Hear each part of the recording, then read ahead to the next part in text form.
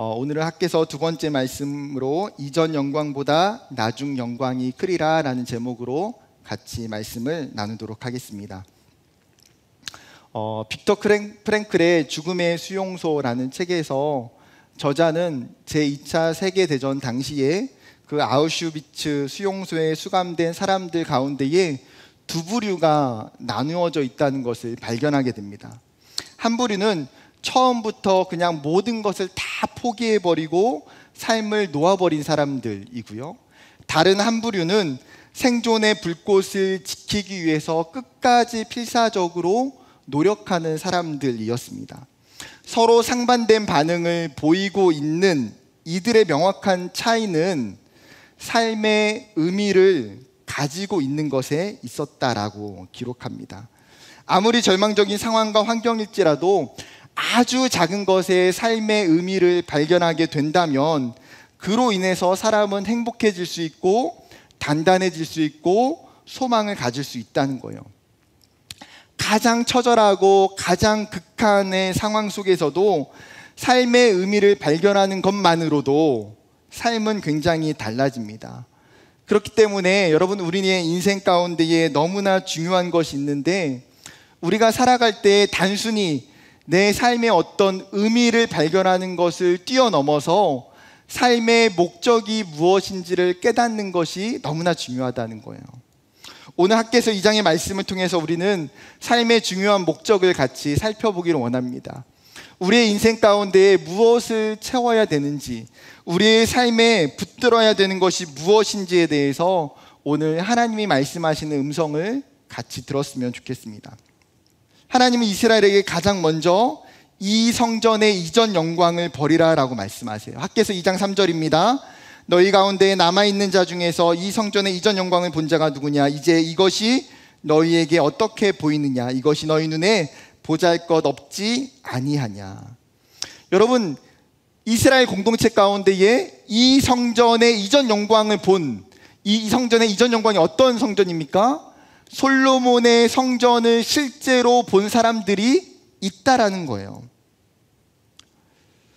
열왕기하 25장에 보게 되면 바벨론의 르브갓네살 왕이 예루살렘을 완전히 정복해버립니다. 그리고 예루살렘에 있었던 성전을 불태우고 전부 파괴시켜요. 그게 BC 586년이었습니다. 그런데 시간이 지나서 이 바벨론이 누구에게 멸망당합니까? 바사왕 고레스에게 멸망을 당하게 돼요. 이전에 아수르나 이전에 바벨론은 식민지를 굉장히 강압적인 정책을 가지고 다스렸습니다. 그런데 바사는, 페르시아는 그와 반대로 식민지의 피정복민들을 굉장히 유화 정책을 사용해서 다스리게 돼요. 실제로 각 그 피정복민들의 문화와 종교를 다 인정해 줍니다.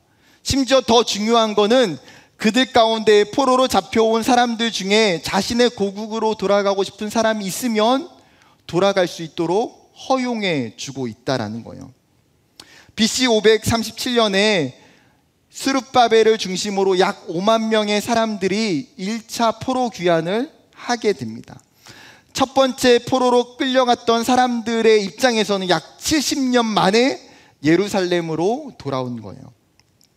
그리고 나서 그들은 이듬해인 BC 536년에 성전의 기초를 쌓기 시작합니다. 성전이 무너진 지로 50년 만의 시간이에요. 그런데 50년 만에 성전을 쌓으려고 했는데 결국 어떻게 돼요? 사마리아 방해로 16년 동안 다시 성전 공사가 멈춰지게 돼요. 솔로몬의 성전이 무너진 시간으로 보면 약 66년의 시간이 지났어요. 그렇다면 대략적으로 나이가 80살 정도 되는 사람들은 그 전에 솔로몬의 성전을 직접 보고 경험한 적이 있는 사람들이에요. 이들은 어떤 사람들입니까? 이스라엘 공동체의 원로들이고 족장들이에요. 포로 귀환 공동체의 영적인, 정신적인 지주들이에요. 문제는 그들이 경험했던 이 솔로몬의 성전 때문에 지금 세워지고 있는 성전이 못마땅하다는 거예요. 지금 세워지고 있는 성전이 너무나 초라하고 너무나 볼품없어 보여지더라는 거죠. 맞습니다. 솔로몬의 성전은 어떤 성전이에요? 레바논의 백향목으로 지어진 아름다운 성전이에요. 수많은 금은 보석으로 장식된 가장 화려하고 아름다운 성전이 솔로몬의 성전이에요. 그의 반면에 지금 짓고 있는 스룹밥의 성전은 굉장히 평범하고 저렴한 나무들로 단초롭게 지어지고 있었어요. 솔로몬의 성전은 그 어떤 것과도 비교 불가한 건축물이었습니다. 그런데 그 솔로몬의 성전과 지금의 성전을 비교하면 어떤 마음이 생길까요? 새 성전을 짓는 것에 대한 기대하는 마음을 가질 수가 없어요. 오히려 계속해서 그 마음 가운데에는 아쉬움과 불평이 쌓일 수밖에 없는 거예요. 실제로 에스라 3장 12절을 보게 되면 이렇게 이야기합니다. 제사장들과 레위 사람들과 나이 많은 족장들은 첫 성전을 보았으므로 이제 이 성전의 기초가 놓임을 보고 대성통곡하였으나 여러 사람은 기쁨으로 크게 함성을 지르니. 다시 역사적으로 좀 돌아와서 BC 536년에 포로 귀환 공동체가 성전의 기초를 쌓는 기공식을 하고 있는 장면이에요. 그런데 같은 그 행사 가운데 정반대의 모습을 보이고 있는 두 부류가 있었습니다. 대부분의 모든 사람들은 말할 수 없이 굉장히 감격스러운 나머지 기뻐하고 즐거워하며 함성을 지르고 있어요. 그런데 반면 대성통곡하며 우는 사람들이 있습니다. 어떤 사람들입니까? 이들은 제사장들과 레위인들과 나이가 많은 족장들이라는 거예요. 이들의 공통점은 첫 성전, 솔로몬의 성전을 직접 본 사람들이었습니다. 여러분, 이들 또한 당연히 새로 성전을 지을 수 있다는 것 때문에 그 마음에 벅찬 마음이 있었을 거예요. 그런데 한편으로는 다시 세워지는 그 성전이 솔로몬 성전과 같이 될 수 없다는 것 때문에 너무나 아쉬워하며 가슴 아파하며 눈물을 흘리고 있어요. 그리고 16년이 지난 지금에도 여전히 그들은 그 마음이 남아있어요. 여러분, 가끔씩 그런 생각을 할 때가 있어요. 괜히 아는 것보다, 괜히 경험한 것보다 아예 모르는 게 편하고 좋을 때가 있어요. 예를 들어서 여러분, 친구가 진짜 맛있는 냉면집이 있다고 데려갔어요.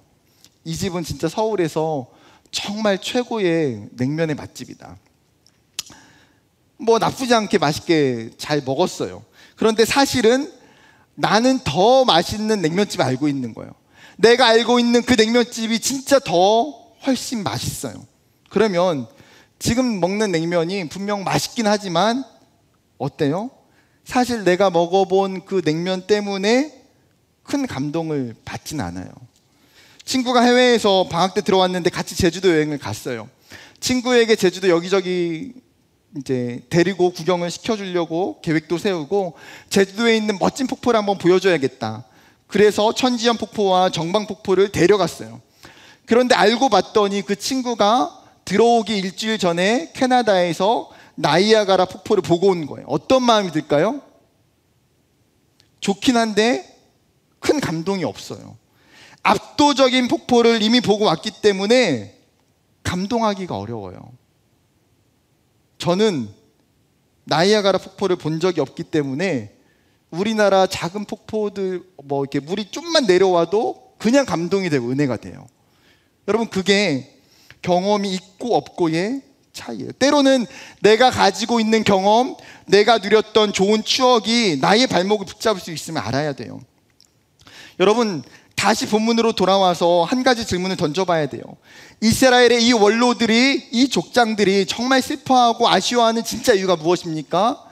그들이 성전이 파괴된 것이 자신들의 죄로 인해서 하나님이 그렇게 심판하셨다는 것에 대해 슬퍼하는 건가요? 하나님은 온전히 예배하지 않았던 신앙에 대한 회개의 눈물인가요? 아니요. 그들의 눈물은 이 성전의 이전 영광 때문이에요. 그 영광을 다시 볼 수 없고 그 영광을 다시 구현할 수 없는 것에 대한 슬픔. 그렇다면 여러분, 여기서 말하고 있는 영광은 구체적으로 어떤 영광입니까? 외형적 영광이에요. 외형적 영광. 찬란한 아름다움을 의미하는 그냥 일반적인 의미의 영광이에요. 성전의 거대한 크기에서 오는 웅장함, 값비싸고 화려한 재료에서 오는 아름다움, 그들이 아쉬워하는 영광은 그 엄청난 가시적인 영광을 볼 수 없는 것 때문에 아쉬워하는 거예요. 여러분, 우리는 누구나 크고 멋있고 좋은 것을, 웅장한 것에 마음이 끌려요. 가장 좋은 것을 갖고 싶고 가장 최고가 되고 싶어요. 그것이 죄인된 인간이 가지고 있는 기본적인 본성이에요. 이런 우리의 모습을 잘 표현하는 현대적 유행어가 있어요. 뭘까요? 플렉스라는 단어예요. 플렉스. 원래 사전적 의미는 몸을 풀다, 구부리다 라는 뜻을 가지고 있어요. 이 플렉스는 미국의 힙합 문화에서 래퍼들이 자신의 부나 귀중품을 뽐내는 모습에서 유래되었어요. 그런데 이제는 오히려 어떻습니까? 과시하다, 뽐내다 라는 뜻으로 더 많이 의미가 사용돼요. 사람들은 자신의 성공을, 자신의 부를, 자신의 물질을 플렉스하고 싶어 해요. 더 많이 사람들에게 과시하고 싶어 하고 더 드러내고 싶어 해요. 이런 플렉스가 외향적 영광을 추구하고 있는 현대의 모습 아닌가요? 그런데 이것이 우리로 하여금 하나님의 뜻을, 하나님의 계획을 막을 수 있다는 사실이에요. 하나님이 그런 이스라엘 향해서 이야기하시는 것이 무엇입니까? 나는 이러한 외형적인 영광을 중요하게 여기지 않는다는 거예요. 하나님은 레바논의 백향목도 화려한 금과 은과 그 아름다운 보석으로 장식한 것들도 중요하지 않다는 거예요. 8절에 하나님이 뭐라고 말씀하십니까? 금도 내 것이요 은도 내 것이라고 이야기하세요. 이 땅을 창조하셨던 그 창조주 하나님, 온 우주 만물의 소유권이 누구에게 있어요? 하나님에게 있다는 거예요. 그 하나님은 이미 모든 것들을 가지고 계시기 때문에 굳이 그 성전에 더 많은 금이 있어도, 더 많은 보석이 있어도 중요하지 않다는 거예요. 여러분, 오늘 말씀을 통해서 하나님이 우리에게 말씀하시는 메시지는 무엇일까요? 외형적인 영광을 통해서 하나님께 영광을 올려드려야 한다는 속임수에 빠지지 말라는 거예요. 외형적인 영광을 통해 내가 하나님께 영광을 돌려야 된다는 것, 이것이 잘못된 속임수라는 거죠. 한때 한국교회는 이 속임수에 굉장히 많이 빠졌어요. 많은 교회들이, 많은 한국교회 목회자들이 고지론을 선포했습니다. 여러분, 고지론이 뭔가요? 전쟁에서 가장 높은 고지를 점령해야 그 전쟁에서 승리하고 그 땅을 장악할 수 있다는 논리예요. 그렇기 때문에 그리스도인들이 세상을 변화시키기 위해서는 더 많은 능력과 실력과 지혜를 갖춰서 세상 속에서 고지를 정복하는 것이 우선이라는 거예요. 좋은 직장과 좋은 대학과 높은 자리에 승진하고 많은 사람들에게 영향력을 끼칠 수 있는 자리에 올라가는 것, 이러한 고지론에 정말 많은 청년들이 열광했고 어떤 부분에서는 긍정적인 동기부여가 되었어요. 고지론이 가지고 있는 일정 부분의 방향과 목적까지 부정하진 않아요. 그리스도인으로 당연히 열심히 노력하고 최선을 다하고 좋은 대학과 좋은 직장에 취업해서 많은 사람들에게 영향력을 끼치는 것이 하나님의 계획이고 하나님의 뜻일 수도 있어요. 핵심은 무엇입니까? 고지론 이꼴 하나님의 영광이라는 잘못된 도식이 한국교회의 정말 많은 청년들의 머릿속에, 신앙의 가치관 속에 심어져 있다라는 거예요. 그게 문제가 되는 거 아닙니까? 어떤 좋은 결과를 내야 되고 대단한 업적을 통해서만 하나님께 영광을 드릴 수 있다라고 착각하게 만들어요. 세상에서 성공하고 부자가 되고 좋은 집과 좋은 차를 소유하는 것이 신앙적으로 성공한 것이고 내 믿음의 결과이고 하나님께 영광이라는 오해를 가지고 있어요.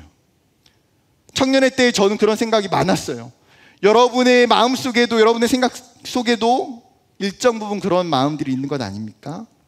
그러면 반대로 여러분 유명한 대학에 진학하지 못하거나 대기업이나 좋은 직장에 다니지 못하거나 사람을 다스리는 위치에 앉지 않거나 물질이 부유하지 않으면 하나님께 영광을 돌리지 못하는 건가요?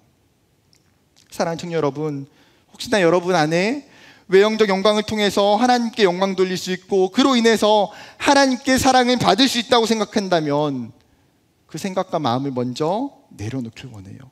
우리의 삶의 결과와 모습이 하나님을 드러나게 하고 하나님을 전하는 일에 유용한 도구는 될 수 있어요. 그러나 그 어떤 외형적 영광 자체가 하나님의 영광이 될 수는 없어요.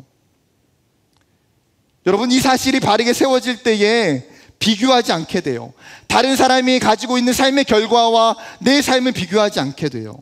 또 신앙이라는 핑계를 대고 내 개인적 야망을 이루기 위해서 열심을 내고 그로 인해서 믿음을 버리는 어리석은 행동을 범하지 않게 돼요. 하나님이 이 잘못된 생각에 빠져있는 이스라엘에게 4절에 이렇게 말씀하세요. 스스로 굳세게 할지어다. 스룹바벨에게, 대제사장 여호수아에게, 모든 백성들에게 하나님은 반복해서 뭐라고 말씀하십니까? 스스로 굳세게 할지어다. 하나님이 이야기하시는 거예요. 뭐예요? 너희의 마음과 너희의 그 낙심된 중심을 단단히 붙잡으라는 거예요. 눈에 보여지는 것에 낙심할 필요가 없다고 강력히 도전하세요. 사랑하는 여러분, 여러분의 마음의 중심을 굳세게 지키기를 소망합니다. 성공이 영광이고 최고가 되는 것이 영광이라는 수많은 세상의 거짓된 메시지 가운데 흔들리지 말고 하나님의 관점 속에서 중심을 세우는 저와 여러분이 되기를 주님의 이름으로 축복합니다. 다시 성경으로 돌아와서 하나님은 이스라엘을 흔들리지 않도록 그들을 고정시키는 로프를 묶어주고 계세요. 4절 하반절에 뭐라고 말씀하십니까? 내가 너희와 함께 하노라. 이미 1장 13절에도 분명히 이스라엘 백성들에게 하나님이 말씀을 하셨어요. 어떻게 보면 여러분, 가장 기본적이고 가장 당연할 수 있는 이 말씀을 왜 거듭 하나님이 하고 계실까요? 포로귀한 공동체에게 가장 큰 약점이 있다면 하나님과 동행함에 대한 신뢰가 약하다는 거예요. 여러분, 포로귀한 공동체 입장이 돼서 한번 생각을 해보세요. 남유다가 바벨론의 공격으로 멸망하면서 그들은 엄청난 충격에 빠졌습니다. 그들의 멸망은 거듭된 우상숭배와 죄악들과 하나님을 떠난 자신들의 잘못이에요. 그럼에도 불구하고 남유다 공동체 가운데에 굉장한 자부심과 교만함들이 있었던 것이 무엇입니까? 우리는 하나님이 선택하신 백성, 선민의식이라는 거예요. 그렇기 때문에 어떤 이방 나라가 우리를 공격해 올지라도 하나님 우리를 지키시고 보호하실 것이다. 그들은 자신들의 두 눈으로 사마리아가, 북이스라엘이 하나님을 떠날 때에 하나님이 아수르를 통해서 친히 그들을 멸망하신다는 것을 보았음에도 불구하고 자신들은 그렇게 되지 않을 거라고 착각했어요. 그들에게 가지고 있는 것은 믿음이 아니라 그릇된 맹신이에요. 근데 결국 어떻게 됩니까? 그 그릇된 맹신이 바벨론에 의해 깨지게 돼요. 그들은 바벨론의 포로로 다 잡혀갑니다. 이방 나라 가운데에 포로로, 노예로 살게 되면서 들게 되는 생각과 마음은 무엇일까요? 하나님의 부재예요. 이방 땅에서 하나님을 예배하고 하나님을 경험하는 것이 너무나 힘들어요. 그 이방 땅에서 여전히 하나님이 우리와 함께 하시는 것을 느끼는 것이 너무나 어려워요. 오랜 시간 하나님을 놓치고 살았던 포로 귀한 공동체가 가장 필요한 것, 두려움과 막막함 속에 가장 힘이 되는 것은 여러분 다른 게 아니에요. 하나님이 나와 함께 하신다는 사실, 바로 이 한 가지예요.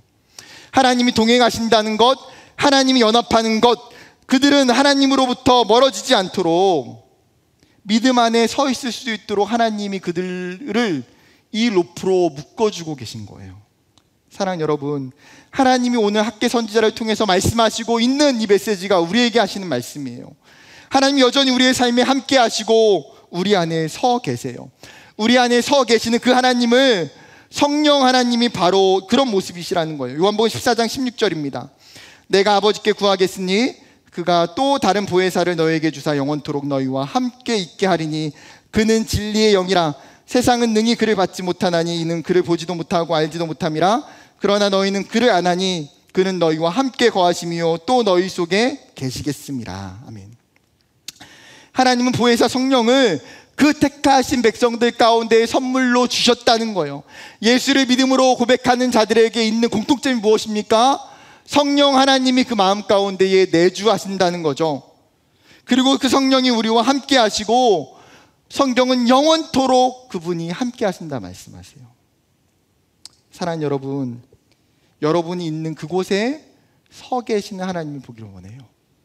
여러분의 마음속에 내주하시는 성령님을 보기를 원해요.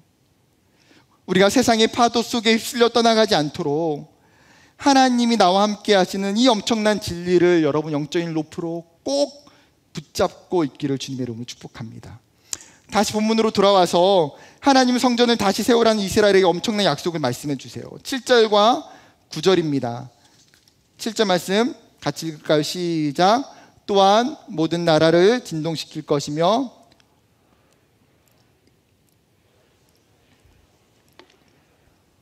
만군의 여호와의 말이니라. 9절. 이 성전의 나중 영광이 이전 영광보다 크리라. 만군의 여호와의 말이니라. 내가 이곳에 평강을 주리라. 만군의 여호와의 말이니라. 다시 한번 중요한 단어가 반복되고 있어요. 뭡니까? 영광이라는 단어예요. 3절에서 보았던 영광과 전혀 다른 의미의 영광이에요. 그러면 여기서 말하는 영광은 무엇입니까? 영광은 히브리어로 카보드라는 단어예요. 카보드의 원래 뜻은 무게, 무거움이라는 의미를 가지고 있어요. 여러분, 고대 사회에서 금이나 쇠 같은 무거운 것들이 가치가 높았기 때문에 가치로움을 표현하는 의미로 카보드라는 단어를 영광으로 묘사하고 있는 거죠. 즉, 하나님의 가치, 하나님의 위엄은 여러분 세상의 그 어떤 것과도 비교할 수 없는 무게감이 있다라는 거예요. 세상에 가장 영광스러운 분은 오직 여호와 하나님 한 분이에요.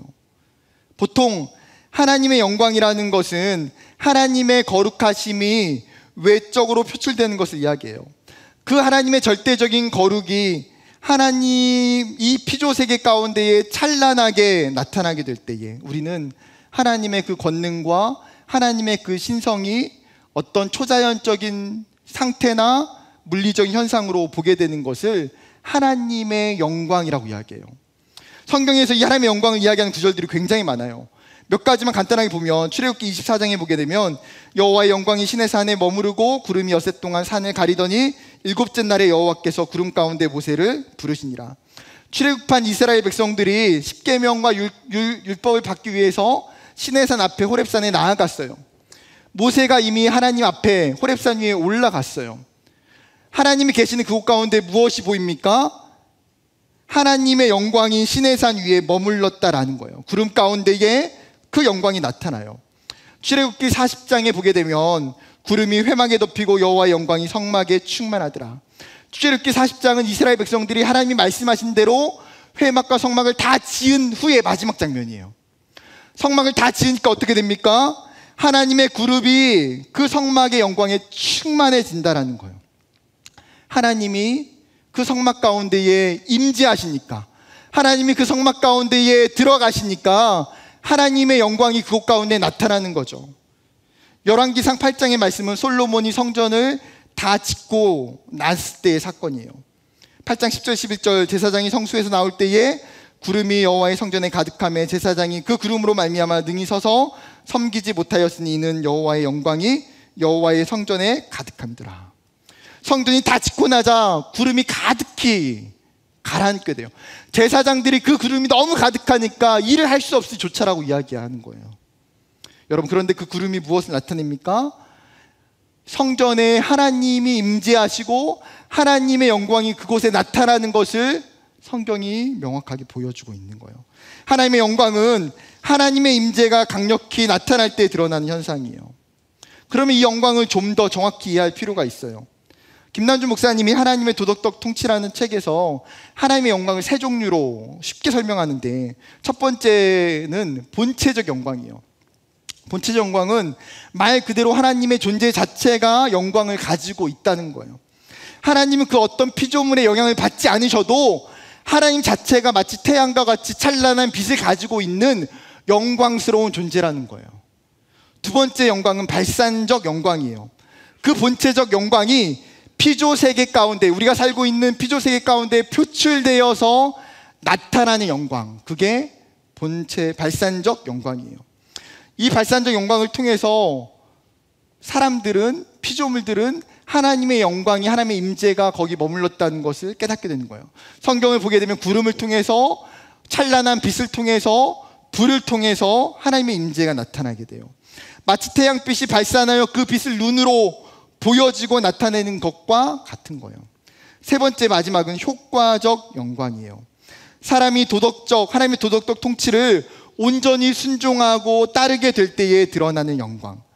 하나님의 그 발산적 영광을 경험한 사람이 하나님의 원래의 본체적 영광을 담고자 힘쓸 때에 나타나게 되는 영광. 하나님의 놀라운 영광이 피조물인 인간을 통해서 보여지게 되는 영광이 있어요. 하나님의 영광의 빛을 누리고 그 빛을 전할 때에 드러나는 영광. 그렇기 때문에 사도 바울이 고린도 교회 성도들에게 10장 31절에 뭐라고 말합니까? 그런즉 너희가 먹든지 마시든지 무엇을 하든지 다 하나님의 영광을 위하여 하라. 피조물에 창조된 목적은 무엇입니까?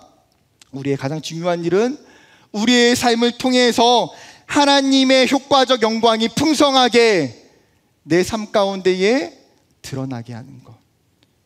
그러면 다시 본문으로 돌아와서 하나님을 떠나 우상을 숭배했고 죄악 가운데 살았던 남유다에게 하나님의 그 임재, 하나님의 그 거룩하신 영광이 떠났어요. 그런데 하나님께서 성전을 통해서 약속하고 있는 가장 중요한 게 뭐예요? 나의 영광이 이 성전에 다시 충만하게 하시겠다는 거예요. 이전 영광보다 나중 영광이 더 클 정도로 임하겠다는 거죠. 하나님의 임재와 하나님의 권능이 강력하게 부어주시겠다. 여러분, 외형적으로 보면 솔로몬의 그 성전보다 말 그대로 정말 볼품없고 초라한 성전이지만 하나님은 그 외형적 조건 때문에 하나님의 영광을 채우시는 분이 아니라는 거예요. 나는 그 어떠한 초라함이어도, 나는 그 어떠한 연약함이어도, 난 그 어떠한 자금일지라도 나의 영광을 더 충만하게 채울 수 있다. 하나님께서 지금 새롭게 세우시는 이 성전에, 그리고 무너졌던 포로 공동체 가운데 다시 하나님의 영광을 충만하게 하시겠다고 말씀하세요. 여러분, 이 약속을 들은 이스라엘 사람들의 마음이 어떨까요? 이보다 더 강력한 보증, 이보다 더 강력한 약속은 없어요. 우리가 세우는 성전에 하나님의 영광이, 하나님의 임재가 훨씬 더 크고 압도적일 거라는 그 말씀에 그들은 가지고 있던 모든 염려를 다 떨치게 돼요. 그들의 마음 말할 수 없이 흥분되고 기쁘고 감격스럽지 않았을까요?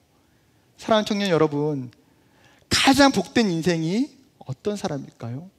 여러분, 우리가 정말 살아갈 때에 나중에 가장 성공하는 인생은 어떤 사람일까요? 하나님의 영광이 그 삶에 가득한 사람 아닌가요? 하나님의 신적인 성품과 그 통치가 그 인생 가운데에 온전히 드러나고 반영되어져서 내 삶이 하나님과 동행하고 내 삶의 그 걸음걸음들을 통해서 하나님의 영광이 드러나는 사람. 여러분, 이 사람이 진짜 멋진 사람이고 이 사람이 성공하는 사람 아닌가요? 우리가 예수를 믿으면서 정말 사모하고 추구해야 되는 모습이 이것이에요. 하나님의 영광이 내 삶을 덮는 것, 하나님의 영광이 내 삶에 충만한 것. 그렇다면 여러분, 마지막으로 내 삶에 하나님의 영광이 충만하기 위해서 무엇이 필요합니까? 하나님의 영광을 내가 경험하는 게 필요해요. 내 삶에 하나님의 영광과 마주하고 채우는 일, 내 하나님의 그 임재하심을 누리는 것, 이 영광을 충만하게 채울 수 있는 것은요, 다른 것이 아니라 예수 그리스도를 통해서 이루어지는 일이에요. 히브리서 1장 3절은 이는 하나님의 영광의 광채시요 그 본체의 형상이시라 그의 능력의 말씀으로 만물을 붙드시며 죄를 정결하게 하시는 일을 하시고 높은 곳에 계신 지극히 크신 이의 우편에 앉으셨느니라. 여러분, 히브리서 기자가 뭐라고 말합니까? 하나님의 영광은 그 아들 예수 그리스도라고 이야기하는 거예요. 하나님의 신적인 능력과 본성이 예수 그리스도를 통해서 반영된다라고 말하는 거죠. 고린도후서 4장 6절에 이렇게 이야기합니다. 어두운 데서 빛이 빛이라 말씀하셨던 그 하나님께서 예수 그리스도의 얼굴에 있는 하나님의 영광을 아는 빛을 우리의 마음에 비추셨느니라. 하나님의 영광을 아는 빛을 예수 그리스도를 통해서 이제 누구에게 비추신다고요? 우리에게 비춰주신다는 거예요. 하나님의 가장 큰 영광은 이 땅에 성육신 하신 예수 그리스도예요. 그렇게 여러분, 예수를 온전히 알고 그 예수를 믿을 때에, 그 예수를 따라갈 때에 예수를 통해서 내 안에 하나님의 임재와 하나님의 영광이 나타나요. 말씀을 마치려고 합니다. 사랑하는 청년 여러분, 하나님의 영광은 우리의 물질과 소유 때문이 아니에요. 나의 성공과 부유함 때문에도 절대 아니에요. 예수 그리스도를 통해서 그분의 그 영광을 내 삶에 채우게 될 때에 충만하게 돼요. 여러분, 이번 수련회를 통해서 정말 우리가 다시금 그 예수 그리스도를 만나는 은혜가 있기를 소망해요. 이번 수련회를 통해서 우리 안에 하나님의 영광의 빛이 비춰지는 은혜가 있기를 소망해요. 그리고 여러분의 삶에 이 놀라운 축복의 약속을 믿으며 나갔으면 좋겠어요. 이스라엘이 그 과거의 솔로몬의 영광보다 나중 영광에 더 충만하게 더 크게 하시겠다라고 하는 그 하나님이 여러분의 과거에 경험했던 하나님의 그 은혜와 임재와 영광보다 여러분 삶의 이후에 더 큰 영광으로 하나님이 채워주실 거예요. 저도 그렇게 소망해요. 하나님, 내 삶에 하나님을 내가 더 깊이 알아가고 하나님을 더 많이 느끼고 경험함으로 말미암아 내 영광이 내가 청년 때에 내가 과거에 누렸던 그 영광보다도 하나님 더 큰 영광으로 내 삶에 채워주세요. 여러분, 동일하게 우리의 모든 마음들이 믿음으로 그것들을 소망하고 바라보는 저와 여러분 되기를 주님의 이름으로 축복합니다.